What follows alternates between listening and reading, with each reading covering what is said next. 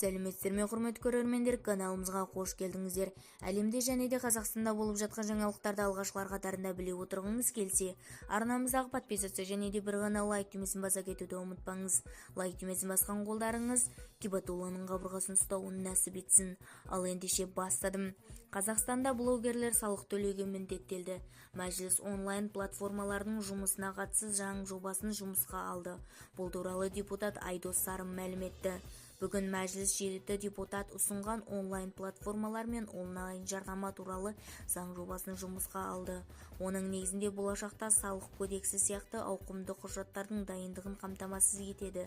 Оның ішінде көптеген жаңа ұғымдар бар.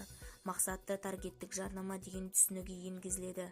Соның негізінде мемлекеттік салық қаржы органдарына тиісті органдармен жұмыс істеуге мүмкіндік алады. Бұл әділетті мәселесі, мысалы журналистер еткен еңбегі үшін салық төлейді. Ал көп азамат заңдағы олқылықты пайдаланып конвертпен ақша алуға жоқ емес. Бұл заң қабылданатын болса, онлайн платформалардың жұмысын реттейді, дейді ол. Айдос Сарымның сөзінше, белгілі бір қолданушының саны асқан соң, әлеуметтік платформа бірқатар мәселені қамтуы керек болады. Яғни кез келген әлеуметтік желінің контенті орыс тілінде жазылып, испан тіліне аударылса, қазақ тіліне де солай аударылуы керек. Қазақ тіліне заңсыз контент болса, өздері модернизация жасай алуы керек. Яғни қазақша білетін маман болуы керек. Жалған ақпарат берушілерді жұмсарту туралы өзгерістер енгізіледі.